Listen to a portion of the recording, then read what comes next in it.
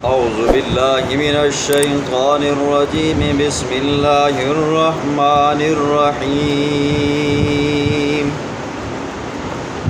وآخرون اعترفوا بذنوبهم خلطوا عملا صالحا وآخر سیئا عسى الله أن يتوب عليهم ان اللہ غفور رحیم صدق اللہ العظیم۔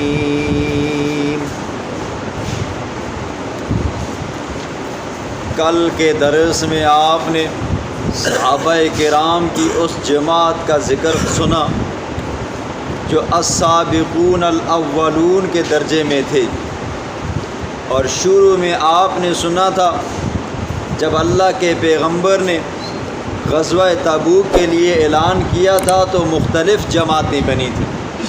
صحابہ کرام میں سے ایک جماعت وہ تھی جنہوں نے بغیر شک و شبہ کے حضور کی آواز کے اوپر کہا لبیک۔ دوسرے وہ تھے جن کو ابتداءً تھوڑا شک ہوا، تردد ہوا، قرآن نے ان کا بھی ذکر فرمایا، آگے آئے گا۔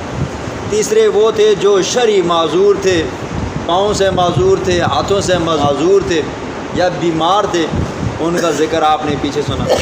چوتھے وہ تھے جو سستی کی وجہ سے، جسمانی راحت کی وجہ سے غزوہ تبوک میں شریک نہ ہو سکے۔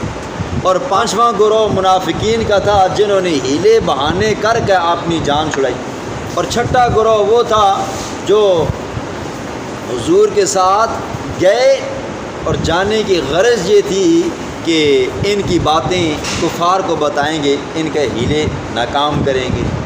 تو آج اللہ رب العزت صحابہ کی اس جماعت کا ذکر فرمائیں گے جنہوں نے سستی کی، جسمانی راحت کے لیے غزوہ تبوک میں شریک نہ ہو سکے۔ یہ 10 صحابی تھے، 7 عام تھے، 3 خاص تھے۔ جن 7 کا ذکر آج ہوگا ان کے اندر حضرت ابو لبابہ رضی اللہ تعالیٰ عنہ کا نام سر فہرست آتا ہے۔ غزوہ تبوک میں شریک نہ ہونے والی جماعت صحابہ کی وہ تھی کہ 3 مخلص تھے اور 5 تھوڑے سے ہلکے تھے، 3 VIP صحابی تھے اور 7 تھوڑے نچلے درجے کے تھے۔ اب ہوا یہ کہ جب اللہ کے پیغمبر غزوہ تبوک سے واپس ہوئے تو صحابہ کرام جو سستی کی وجہ سے رہ گئے تھے، جن کے دل میں خیال تھا کہ ہمارے پاس سواریاں ہیں، ہم بعد میں چلے جائیں گے، یا یہ کہ تھکاوٹ تھی نہ جا سکے، تو اس طرح کرتے کرتے دن مہینہ گزر گیا۔ تو حضور صلی اللہ علیہ وسلم کے آنے سے پہلے ان 7 صحابہ کرام نے اپنے آپ کو مسجد نبوی کے ستونوں کے ساتھ باندھ لیا۔ اور حضرت ابو لبابہ رضی اللہ عنہ کے بارے میں آتا ہے، انہوں نے قسم اٹھا لی تھی کہ جب تک اللہ کا پیغمبر مجھے کھولے گا نہیں، اپنے ہاتھوں سے آزاد نہیں کرے گا تو میں آزاد نہیں ہوں گا۔ یہ وہ صحابہ کرام تھے، ان کو آپ نے اس فعل کے اوپر ندامت ہوئی۔ تو جب ندامت ہوئی تو توبہ استغفار کرتے رہے۔ حضور صلی اللہ علیہ وسلم جب مسجد نبوی میں تشریف لائے، صبح کا وقت تھا، حضور صلی اللہ علیہ وسلم نے دیکھا کہ حضرت ابو لبابہ رضی اللہ تعالیٰ عنہ نے اپنے آپ کو ستون سے باندھا ہوا ہے۔ پوچھا گیا کہ کیا وجہ ہے جی؟ کہا یا رسول اللہ، حضرت ابو لبابہ اور اس کے ساتھی غزوہ تبوک میں شریک نہ ہو سکے تھے اور ان کو اپنے اس فعل کے اوپر ندامت ہوئی۔ تو انہوں نے کہا جب تک کہ اللہ کا پیغمبر ہمیں خود اپنے ہاتھوں سے نہیں کھولے گا تو ہم آزاد نہیں ہوں گے۔ تو حضور نے بھی فرمایا کہ اللہ کی قسم جب تک کہ اللہ کی طرف سے حکم نہیں آئے گا میں تمہیں نہیں کھولوں گا۔ اب جب انہوں نے دعائیں کی، گڑ گڑائے، معافی مانگی، تو اللہ رب العزت نے ان 7 کی دعا کو، ان 7 کی توبہ کو اسی وقت قبول فرما لیا۔ اور جو باقی 3 تھے جی، ان کی دعا، ان کی توبہ قبول ہونے میں 50 دن لگ گئے۔ دیکھیں جی، 2 قسم کے بندے ہوتے ہیں جی، ایک بندہ VIP ہوتا ہے اور ایک بندہ تھوڑے درمیانے درجے کا ہوتا ہے جی۔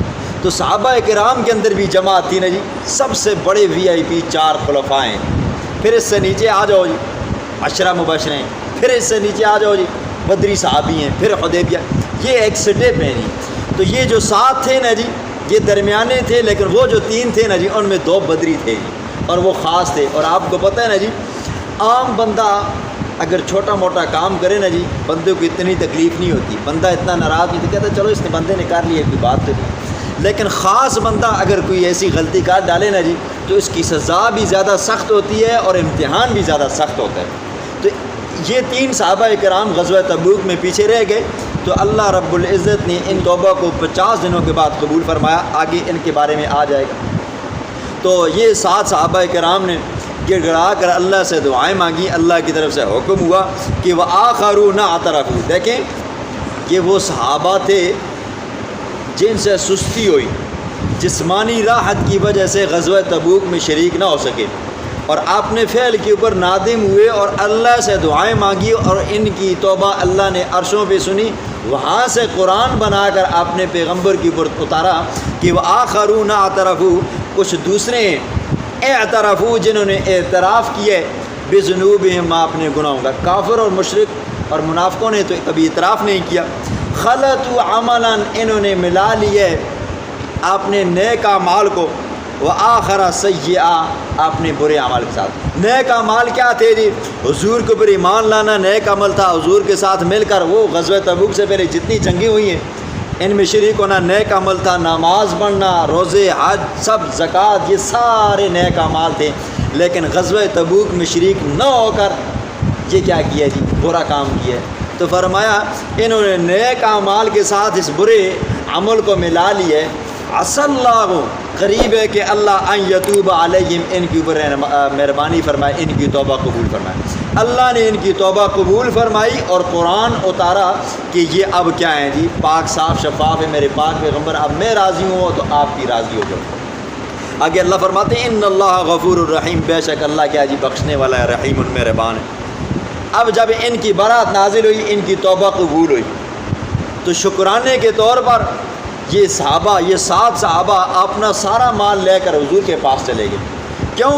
انہوں نے کہا دیکھو اس مال نے ہمیں پیچھے کیا ہے، جس کی وجہ سے حضور ہم سے ناراض ہوئے ہیں جی۔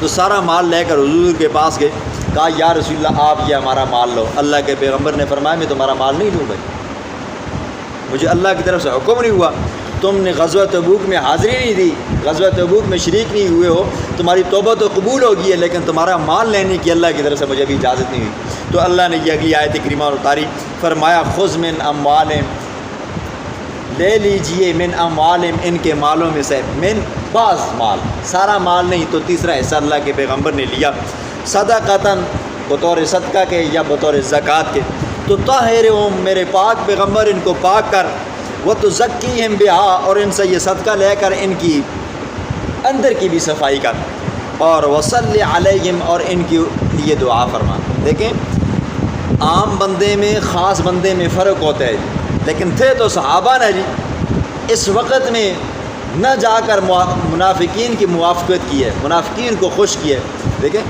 حضور صلی اللہ علیہ وسلم معاف تو کر سکتے تھے، جنگ تو جیت گئے تھے، جنگ ہوئی نہیں تھی جی، مسلمانوں کو فتح مل گئی تھی، کامیابی خوشی مل گئی تھی، لیکن ان کا نہ جانا، یہ منافقین نے کہا دیکھو آپ کے ساتھی بھی تو نہیں گئی، حضور نے ان کا مال نہیں لیا۔ تو قرآن کی آیت نازل ہوئی خذ من اموالہم، میرے پاک پیغمبر ان کا مال لے کر ان کے جسموں کو بھی پاک کر، اور وتزکیہم بہا، اور اس مال کے ذریعے ان کی اندر نفسوں کی بھی پاکی کر، اور وصلی علیہم، اور ان کے لیے دعا کر۔ ان صلاتک، بے شک آپ کا دعا کرنا، سکن لہم، یہ ان کے لیے باعث آرام ہوگا۔ حضور صلی اللہ علیہ وسلم کی یہ عادت مبارکہ تھی، جب بھی کوئی بندہ حضور صلی اللہ علیہ وسلم کے پاس زکوٰۃ لاتا، خیرات لاتا، صدقہ لاتا، حضور صلی اللہ علیہ وسلم ہاتھ اٹھاتے اس بندے کے لیے دعا فرماتے۔ دیکھیں یہ قانون ہے، اصول ہے، اگر کوئی بندہ آپ کو صدقہ زکوٰۃ دے رہا ہے تو کم از کم آپ کا اتنا حق تو بنتا ہے آپ اس کے لیے دعا کرو۔ دعا نہیں کر سکتے ہو تو کم از کم اتنا تو کہہ سکتے ہو جزاک اللہ، اللہ آپ کو اس کا بدلہ عطا فرمائے۔ تو حضور صلی اللہ علیہ وسلم دعا کیا کرتے تھے۔ پھر دیکھیں عام بندہ جس کے اوپر صدقہ کیا جائے تو بدلے میں وہ دعا دے تو یہ اللہ دعا قبول کرتا ہے۔ اسی طرح پھر نیکوکار ہوتا ہے، وہ بندہ اگر دعا کرے تو اللہ اس کی دعا کو بھی جلد سنتا ہے۔ پھر اسی طرح اللہ کا پیغمبر اگر دعا مانگے تو اللہ ضرور اس کو سنتا ہے۔ یہ نیک لوگوں کی دعائیں ہوتی ہیں۔ تو میرے پاک پیغمبر آپ ان کے حق میں دعا کیجئے تاکہ اس سے ان کے دلوں کو سکون ملے۔ توبہ قبول ہو گئی ہے، مال آپ نے لے لیا، آپ خوش ہو گئے ہو، راضی ہو گئے ہو، لیکن انسان ہے نا جی، آنکھیں جھکی ہوئی ہیں جی، ہم سے یہ غلطی ہوئی ہے اور ہم جا نہ سکے، سستی ہوئی ہے۔ باقی صحابہ کے درمیان میں وہ اپنے آپ کو تھوڑا ہلکا محسوس کرتے تھے۔ فرمایا میرے پاک پیغمبر ان کے لیے دعا کر تاکہ ان کے دلوں کے اندر اطمینان اور سکون آئے۔ اور واللہ سمیع علیم، اللہ سننے والا ہے۔ انہوں نے اللہ سے جو جو دعائیں مانگی ہیں نا جی، اپنے گناہوں کا اعتراف کیا، اللہ نے ان کی دعاؤں کو سنا ہے، اور علیم، اللہ جاننے والا ہے۔ ان کی اندر سے یہ نادم ہے میرے پاک پیغمبر، لہٰذا آپ ان کے لیے دعا فرمائیں۔ الم یعلموا ان اللہ یقبل التوبۃ عن عبادہ، کیا وہ نہیں جانتے کہ ان اللہ، بے شک اللہ ہی ہے، یقبل التوبۃ، جو اپنے بندے کی توبہ کو قبول فرماتا ہے۔